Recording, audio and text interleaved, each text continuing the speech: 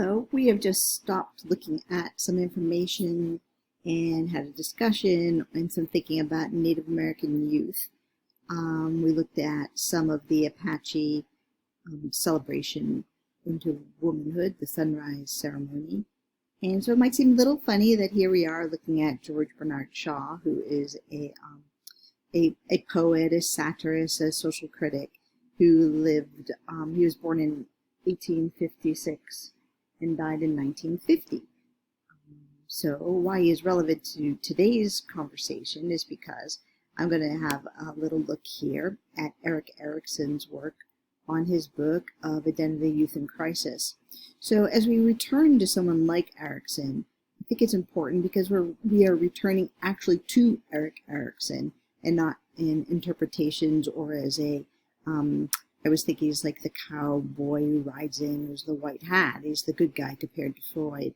But clearly, when you read Erikson, he's completely Freudian, but has done his shift into culture, his shift into family, community, sort of the Bronfenbrenner layers and strata of society and culture. Unlike Freud, who stayed in the nuclear family really to derive his theories.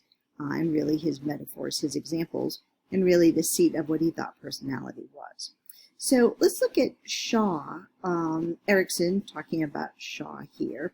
And he uses Shaw probably because Shaw's a brilliant writer and had very well-articulated views. Let's see what is happening here in this little piece.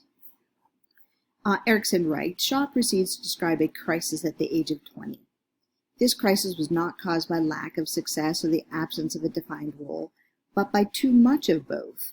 He quotes Shaw, I made good in spite of myself and found to my dismay that business, instead of expelling me as the worthless impostor I was fastening upon me with no intention of letting me go. Behold me, therefore, in my 20th year with a business training in an occupation which I detested as cordially as any sane person lets himself detest anything he could not escape from.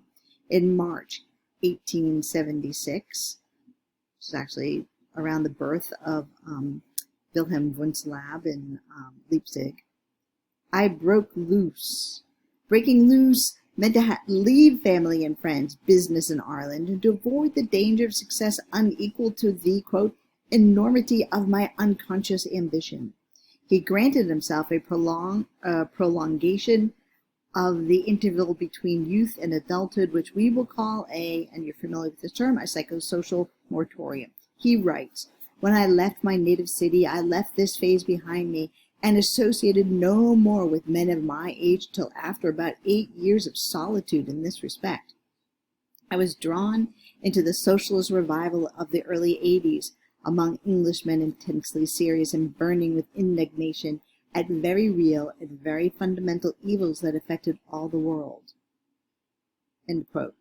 Erikson writes, in the meantime, he seemed to avoid opportunities, sensing that, quote, behind the conviction that could lead to nothing that I wanted lay the unspoken fear that might lead to something I did not want. This occupational part of the moratorium was reinforced by an intellectual one. We'll read a little bit more here.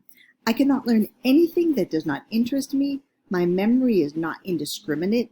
It rejects and selects, and its selections are not academic. I congratulate myself on this, for I am firmly persuaded that every unnatural activity of the brain is as mischievous as any unnatural activity of the body. Civilization is always wrecked by giving the governing classes what is called secondary education. And Erikson goes on and says, Shaw settled down to study and to write as he pleased, and it was then that the extraordinary workings of extraordinary personality came to fore. He managed to abandon the kind of work he had been doing without relinquishing the work habit, which is also an interesting kind of summary for Erikson to use there, that you keep the ambition, because if you think of his stage of generativity versus stagnation, which is beyond adolescence, but creeping up on you in extended adolescence, this kind of emergent adulthood time. But so what is our take-home message here? It's this idea of breaking away.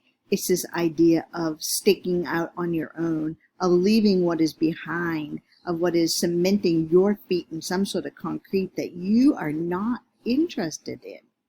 So as we look at identity formation, are we able to go back into the videos that we listen to? Do we hear this language of leaving behind? And I think we do. It might not be immediately obvious, but let's take a look and let's revisit in a conversation or on the whiteboard. I will write a question. All right.